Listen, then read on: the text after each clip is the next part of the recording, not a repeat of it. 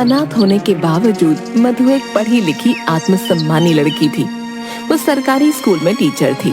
सभी उसकी प्रशंसा करते थे। एक बार स्कूल में वार्षिक मेला लगा, जिसमें चेतन स्कूल के प्रिंसिपल के बेटे, जो उसका दोस्त था, मेले में आया। चेतन एक इंजीनियर होने के बावजूद भी कामचोर और आलसी था। उसने मधु को देखा। यार ये लड़की कौन है? सब कुछ अकेले संभाल रही है। यार बड़ी आत्मसम्मान वाली लड़की है। देख ले, अनाथ होते हुए भी यहाँ तक पहुँच गई। जल्दी ही प्रिंसिपल भी बन जाएगी। सरकारी टीचर? वाह, ऐसी लड़की से शादी हो जाए तो क्या कहना। घर आकर चेतन ने मधु के बारे में अपनी माँ को बताया। माँ ने चेतन की बात चलाई। प्रिंसिपल के बेटे की मध्यस्थता के कारण ये शादी पक्की हो गई। मधु की सहेलियां उसे चिढ़ाती हुए बोली, क्यों मधु, तो ये तेरे सपनों का राजकुमार है? तू तो कहती थी किसी ऐसे वैसे से शादी नहीं करेगी। ये इंजीनियर है, अब इसके साथ में अपनी दुनिया बसाऊंगी। तुम सब मुझे दुआएं दो। मैंने लड़के से बात की है, उसे कुछ भी नहीं चाहिए, सिर्फ एक अच्छी लड़की के सिवा। सादगी से शादी कराकर चेतन मधु को घर ले आता है। मधु इंजीनियर की पत्नी बनकर बहुत खुश होती है। शादी के अगले दिन चेतन की माँ उसे जगाते हुए कहती है, चेतन देख, अब घर में बहू आ गई है बेटा। अब अपने लिए अच्छी सी नौकरी ढूंढ ले। इस तरह घर में पड़ा रहना अच्छी बात नहीं है। बेचारी क्या सोचेगी। अरे माँ, इसलिए तो बिना दहेज लिए उस अनाथ से शादी करी है, वरना क्या मुझे लड़कियों की कमी थी। मेरे से नौकरी वोकरी नहीं होती माँ, अब तो मधु ही नौकरी करेगी। हे भगवान, कैसा बेटा दिया है, बिल्कुल अपने बाप पर गया है। समझ नहीं आता बहू इसके साथ जीवन कैसे बिताएगी। माँ के ताने सुनकर चेतन अपने कमरे में आ जाता है, जहाँ मधु उसका इंतजार कर रही होती है। मधु उससे पूछती है, सुनिए, मेरी सहेली का फोन आया था। वो मुझसे पूछ रही थी कि आप किस कंपनी में इंजीनियर हैं। मुझे तो आपकी कंपनी का नाम ही नहीं पता।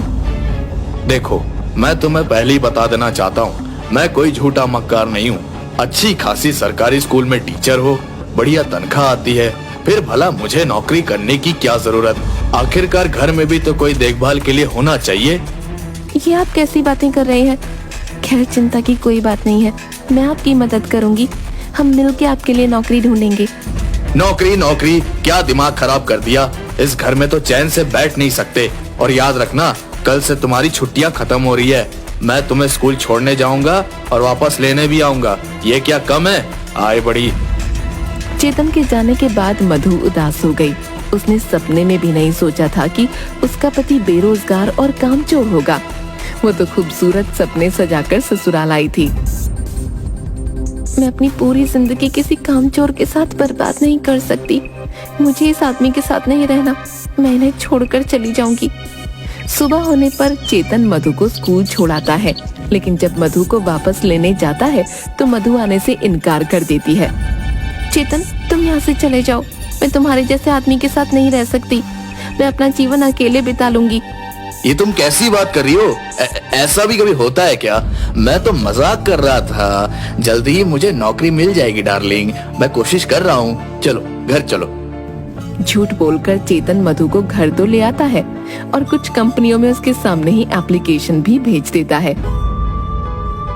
पर उसका दिमाग काफी परेशान हो जाता है। वो अपने दोस्तों से इस बात की चर्चा करता है। दोस्त कहते हैं, अरे चेतन, चिंता करने की कोई बात नहीं है। तुझे पता है, गांव के पीछे जो भूतकाल की गुफा है, उसमें एक पहाड़ी फकीर आया है जो सबकी मुराद पूरी करता है। चल उनसे मिलते हैं, वही कोई रास्ता बताएंगे। हाँ, मंगलू सही कह रहा है। मेरे भाई के घर भी ऐसी ही परेशानी हुई थी। उसने मेरी भाभी को ऐसी जड़ी बूटी पिला दी कि अब तक वो भाई की सारी बात मानती है। चेतन हरिया और मंगलू के साथ पहाड़ी फकीर के पास जाता है। पहाड़ी फकीर उसे देखकर जोर से चिल्लाते हैं, आ गया बच्चा, तेरा ही इंतजार कर रहा था। काफी दुखी लग रहा है, चिंता मत कर, सब ठीक हो जाएगा। बाबा के कमंडल में अपनी अंगूठी डाल दे और अपनी समस्या बता। धन्य हो बाबा, आपको कैसे पता चला कि मैं बहुत दुखी हूँ? अरे बाबा, क्या बताऊँ आपको, नई नई शादी हुई है अनाथ लड़की से शादी की ये सोचकर कि वो सरकारी टीचर है, सारी उम्र मुझे काम करने की जरूरत नहीं पड़ेगी, लेकिन वो तो मुझसे छुटकारा पाना चाहती है। अनर्थ हो जाएगा, ऐसा कभी ना करना। तेरी पत्नी कोई साधारण औरत नहीं, साक्षात लक्ष्मी है। अगर वो तेरे घर से गई तो तेरा घर का सुख चैन भी चला जाएगा। लेकिन बाबा, वो तो रुकने को तैयार नहीं, एक ही रट लगाई है कि अगर तूने नौकरी नहीं की तो मैं यहाँ नहीं रहूंगी। हर घड़ी मुझसे नौकरी करने को कहती है। तो ये बात है, अपनी घड़ी कमंडल में डाल और बाहर जाकर मेरी चौखट की मिट्टी उठा ले। घर जाकर उसमें टमाटर मिला लेना और अपनी पत्नी के चेहरे पे लगाना, तेरी समस्या ठीक हो जाएगी। अगर उसका चेहरा खूबसूरत हो गया तो सब ठीक है, और अगर उसके चेहरे पर कोई मुसीबत आई तो तेरी बर्बादी निश्चित है। चल जा, अब बाबा का ध्यान का समय है। चेतन अपने दोस्तों के साथ पहाड़ी फकीर की चौखट की मिट्टी लेकर घर चला जाता है और फिर मिट्टी में टमाटर का रस मिलाकर मधु के पास आता है। मधु, बहुत थकी हुई लग रही हो। ये देखो, तुम्हारे लिए दिल्ली से फेस पैक मंगाया है। एक बार इसे चेहरे पर लगा कर तो देखो, सारी थकान दूर हो जाएगी।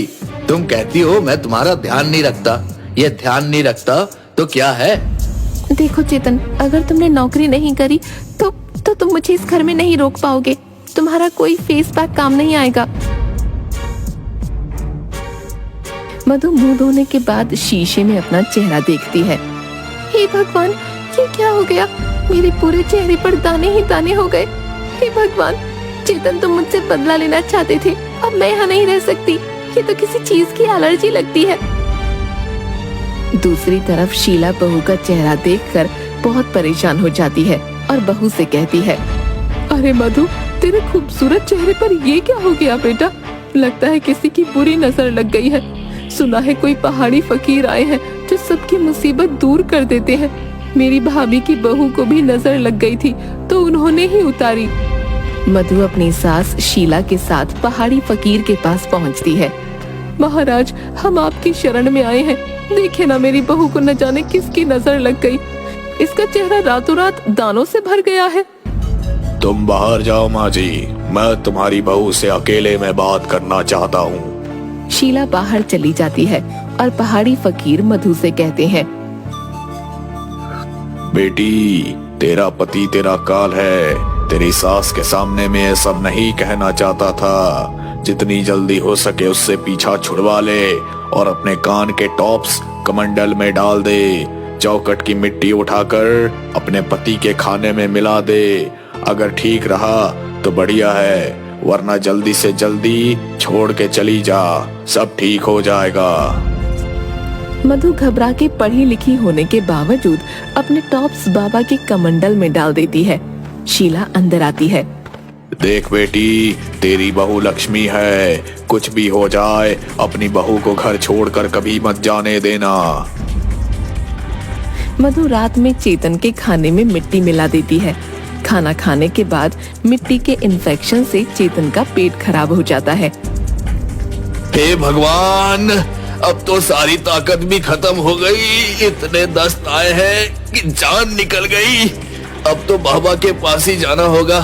अरे मधु, तेरी सैलरी आ गई होगी, तूने मुझे दी नहीं अभी तक। मेरी सैलरी तुम्हें क्यों दूं? बहू सैलरी इसे नहीं दे, मुझे दे, वरना घर का राशन पानी कैसे आएगा? तू बस खाने से मतलब रख, तुझे कोई कमी ना होगी। इस तरह कई महीने गुजर गए। मधु पूरे महीने मेहनत करती और सैलरी मिलते ही शीला को सारे पैसे दे देती। न जाने कैसी किस्मत है, एक तो निखट्टू पति, ऊपर से स्कूल का काम, घर आओ तो घर का काम। एक मिनट के लिए मुझे चैन नहीं। अब मुझे कुछ सोचना ही होगा। मधु अपना सारा सामान पैक करके घर से जाने लगती है कि चेतन आ जाता है। मधु, कहाँ जा रही हो? मैं तुम्हारे बिना नहीं जी सकता, प्लीज रुक जाओ। बस बहुत हो गया चेतन, अब मैं और यहाँ नहीं रुक सकती। मुझे कुछ हो रहा है, मुझे चक्कर आ रहे हैं, दिल की धड़कन बढ़ रही है। मधु, मुझे छोड़ के मत जाना। बेचारी मधु चेतन की हालत देखकर फिर रुक जाती है। इतने दिन हो गए, एक शिकार भी नहीं फंसा। ऐसा ही रहा तो घर चलाना मुश्किल हो जाएगा। आज गांव में जाकर लगता है कोई तो जरूर फंसेगा। बाबा घूमते घूमते चेतन के घर पहुंच जाते हैं और आवाज लगाते हैं, भिक्षा दो, घर में भयानक मुसीबत आने वाली है। शीला बाहर आकर, अरे फकीर बाबा, आप, हमारी तो किस्मत ही खुल गई। आइए आइए, अंदर आइए ना, भोजन करिए।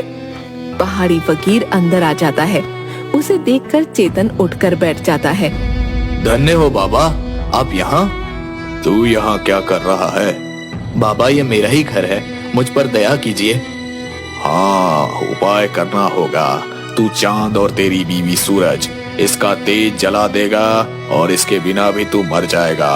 अगर 1 साल तक हर महीने 5,000 देने का वादा करता है तो मैं सब ठीक कर दूंगा। मुझे मंजूर है बाबा, सब मंजूर है। चेतन के जाने के बाद मधु आती है। बाबा, आपने मेरे पति को देख लिया, अब कुछ बढ़िया उपाय करिए कि इसकी बुद्धि ठीक हो जाए। बेटी, उपाय तो हो जाएगा, पर 1 साल तक हर महीना 5,000 देना होगा। बाबा, पैसे की चिंता मत करिए, आप सब ठीक कर दीजिए। उन सब के जाने के बाद पहाड़ी फकीर मन ही मन सोचता है, शीला, तेरे दोनों बच्चों पर काली छाया है। मुझे अनुष्ठान करना होगा, वरना सब बर्बाद हो जाएगा। नहीं नहीं बाबा, आप अनुष्ठान कीजिए। पर उसमें बहुत खर्चा होगा, सोच ले। जो भी हो बाबा, परिवार से बड़ा तो कुछ नहीं ना। हर महीना 5,000 लगेगा बेटी, और अनुष्ठान 1 साल का होगा। मुझे सब मंजूर है, आप मेरे घर को बचा लो। किसी तरह 2-3 महीने के अंदर सबके सब बाबा को पैसे दे देते हैं, लेकिन अब घर में सब्जी, फल वगैरह सब में कमी आने लगती है। माँ, साबुन तो देना, बाथरूम में साबुन नहीं है। बड़ाया राजकुमार, काम का ना काज का, बिना साबुन के नहीं नहा सकता क्या? आज से घर में साबुन आना बंद, अब खुद की कमाई से ही साबुन लाना। माँ, मेरा जेब खर्च तो दे, तूने पिछले महीने भी नहीं दिया था। एक ढेला भी नहीं मिलेगा, जाके खुद कमा। आखिर माँ को हो क्या गया है? लगता है कोई नौकरी ही करनी होगी, वरना बाबा को पैसा देना मुश्किल हो जाएगा। माँ, पिछले 1 हफ्ते से घर में सब्जी भी नहीं आ रही। माँ जी, इतनी मेहनत के बाद सिर्फ अचार से काम नहीं चलता मेरा। अरे तो क्या मैं खा लेती हूँ? शर्म नहीं आती? निखट्टू कहीं का, तू कमाता होता तो कोई मुझसे हिसाब न पूछता। दूसरी तरफ पहाड़ी फकीर को हर महीने पैसे मिल जाते। अब बाबा रोज मलाई पकवान उड़ाता और चेतन के घर में बाबा को पैसे देते देते गरीबी छाने लगी थी। अगले महीने मधु शीला को 5,000 रुपए कम देती है। अरे बहू, ये पैसे कम क्यों हैं? माँ जी, इनकम टैक्स के पैसे कट गए। इस महीने मुझे 5,000 चाहिए, एक कोर्स कर रहा हूँ नौकरी के लिए। लगता है बाबा का अनुष्ठान काम कर रहा है। चेतन, तुम चिंता न करो, कोर्स करो, मैं तुम्हें पैसे दे दूंगी। लगता है बाबा का अनुष्ठान काम कर रहा है। उन दोनों को प्यार से बात करते देख शीला को भी यही लगता है कि बाबा का अनुष्ठान काम कर रहा है। चेतन 1-2 जगह इंटरव्यू देता है और उसे नौकरी मिल जाती है। अब सबको विश्वास हो जाता है कि ये पहाड़ी फकीर की महिमा है।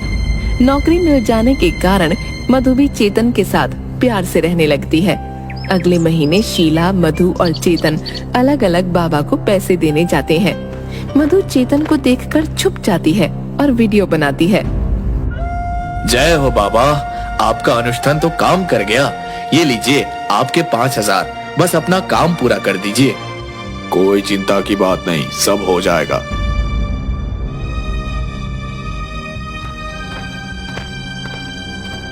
जय हो आपकी, आपके अनुष्ठान से मेरा घर बदल रहा है। लीजिए 5,000 रुपए, बस मेरा काम पूरा कर दीजिए। शीला के जाने के बाद बाबा अपनी विग उतार कर बीवी को बुलाता है। सूजी डार्लिंग, बाहर आना। देखो तुम्हारा काम हो गया, आज खाना ऑर्डर कर दो, पर नॉनवेज करना। डार्लिंग, 1 साल के बाद क्या करेंगे? मूर्खों की कोई कमी नहीं है, तुम ऐसा करो, मैं इनकी मूर्खता का कष्ट करूंगा। शीला को सब समझ आ जाता है और वो वापस आ जाती है। घर पहुंचती है तो चेतन खुशी से कहता है, मधु, बाबा की दया से मेरा प्रमोशन हो गया है। अब मेरी सैलरी 1 लाख रुपए है। चाहो तो तुम नौकरी छोड़ सकती हो। चेतन, ये सब बाबा का नहीं, तुम्हारी मेहनत का फल है। तुम्हारे मुंह से ये शब्द सुनने के लिए मैं कब से तरस रही थी। तुम तो जानते हो ना, मैं अनाथ थी, सारी जिंदगी मेहनत करके खाया है। शादी के बाद चैन से खाना चाहती थी, पर अब मुझे नौकरी करना अच्छा लगता है और तुम्हारे जैसा पति पाकर मैं बहुत खुश हूँ। मुझे और कुछ नहीं चाहिए। सब बाबा की दया है। उनकी पूजा से हमारा घर ठीक हो गया। उनकी पूजा से हमारा घर ठीक नहीं हुआ है माँ।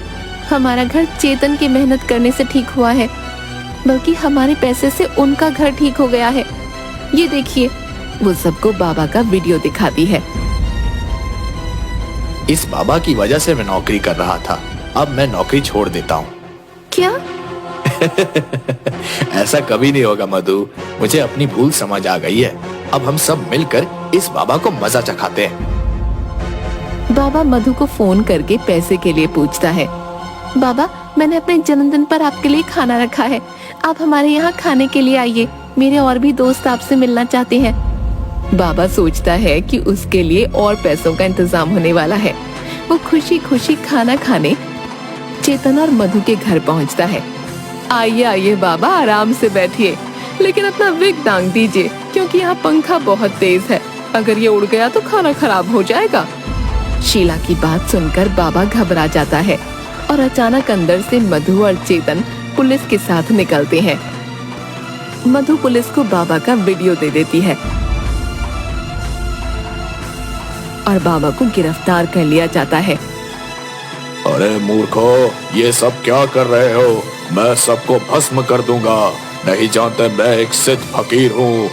सब कुछ अच्छे से जान चुके हैं ढोंगी फकीर। अब तेरा कोई पैंतरा काम नहीं करेगा। अरे बहुत बेवकूफ बना लिया सबको तुमने। अब आ जाओ थाने में, कुछ दिन हमें सेवा करने का मौका दो। ले जाओ इसे। और आप सबका बहुत धन्यवाद, जो ऐसे ढोंगी को पकड़वा कर हमारे सभ्य समाज में जो दिल से धर्म आचरण करने वाले लोग हैं, उनकी इन ढोंगियों की वजह से बहुत बदनामी होती है। आप जैसे सतर्क अगर हर कोई हो गया तो हमारा भारत फिर से स्वर्ग कहलाएगा। लेकिन बाबा के धोखे ने मधु के निकम्मे पति को हमेशा के लिए सीख दे दी थी। सब लोग खुशी खुशी रहने लगते हैं।